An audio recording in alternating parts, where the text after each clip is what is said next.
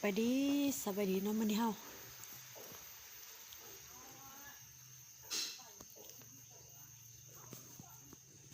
จะมากินน้ำกาแฟพี่น้องเพื่อบำรุงสุขภาพขับไล่ไขมันเนาะนี่อันนี้แม่นเฮาตอง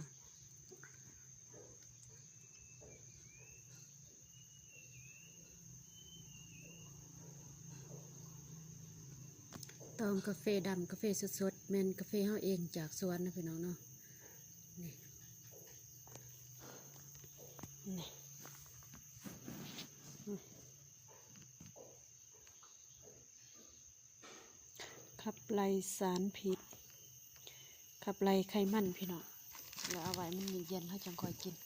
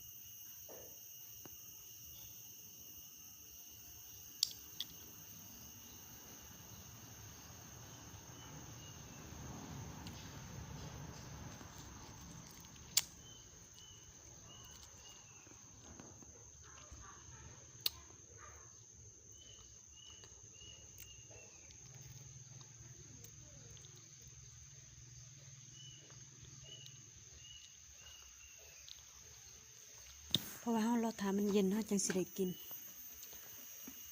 นี่สบาย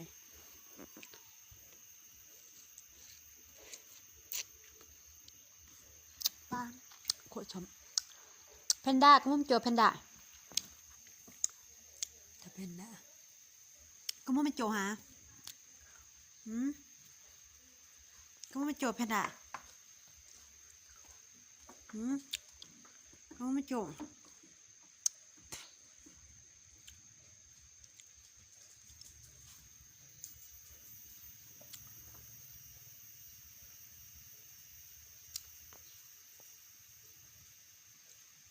ก็มุ่งไม่โจ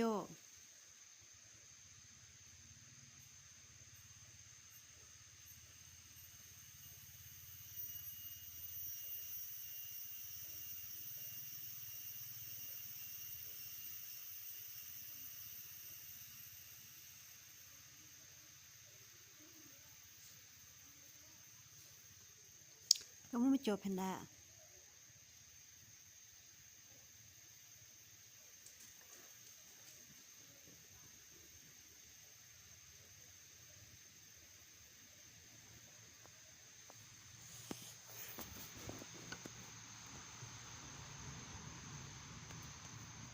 เอาไว้บัดมันเย็นเขาจังสิกินได้นะพี่น้องเนาะ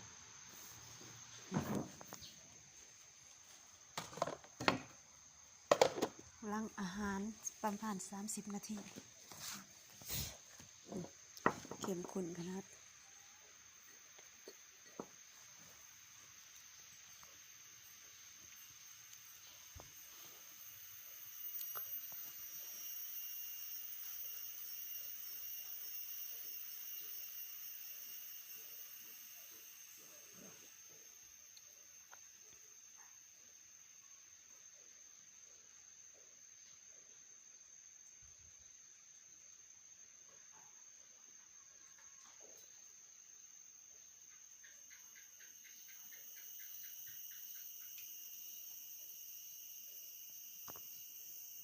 เราสิลองมาจิบจังหน่อยเนาะเอาไว้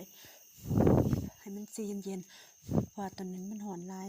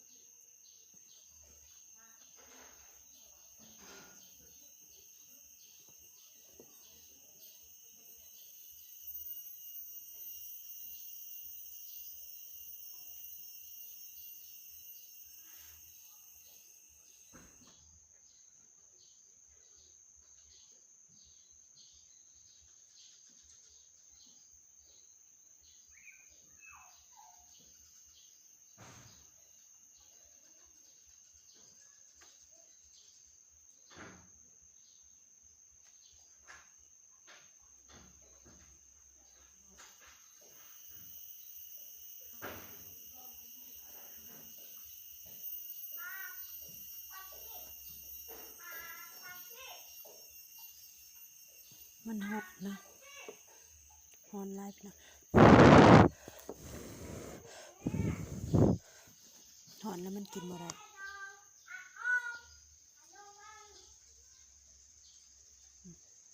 รสชาตินี่กลมกล่อมหอมแบบกาแฟเพราะว่าเป็นกาแฟของเราเองนะพี่น้องเนาะเป็นกาแฟสดๆเลยกาแฟดำบำรุงร่างกายขับไล่สารพิษพี่น้องหลังอาหารประมาณ30 นาทีเพราะว่ามันจะบ่ไปทำลายกระเพาะเราถ้าเรากินส่วงเวลาวางท้องเราวางมันจะไปทำลายกระเพาะเพราะว่ามันบ่มีตัวว่าสิขับไล่เนาะเฮ็ดให้กระเพาะเราบางเนาะแล้วก็เป็นกรดไหลย้อนถ้าเราเพราะว่ายานเรามีปัญหาดันกระเพาะเนาะถ้าเราบ่ได้ไปกวดแล้วเราจะกินแบบป้องกันก่อนหลังอาหารพี่น้องหลังอาหารสบายดีโอ้ตาใหญ่เครือ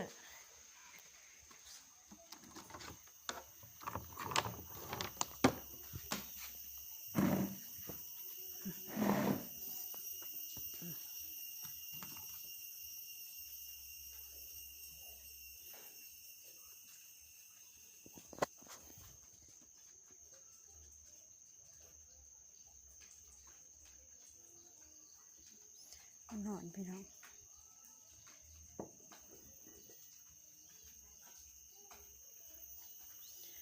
ความหอนจนจับบ่ได้เนาะแต่ว่ามีคุณภาพดีแห้งๆต่อสุขภาพเนาะของคนเนาะเพราะว่ามันเป็นกาแฟสดเราเฮ็ดเองกินเองเนาะกาแฟจากก๊ก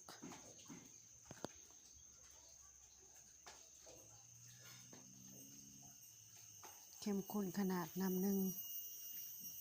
แต่เราก็เอาจนน้ำมันจางเนาะเพราะว่าเสียดายเด้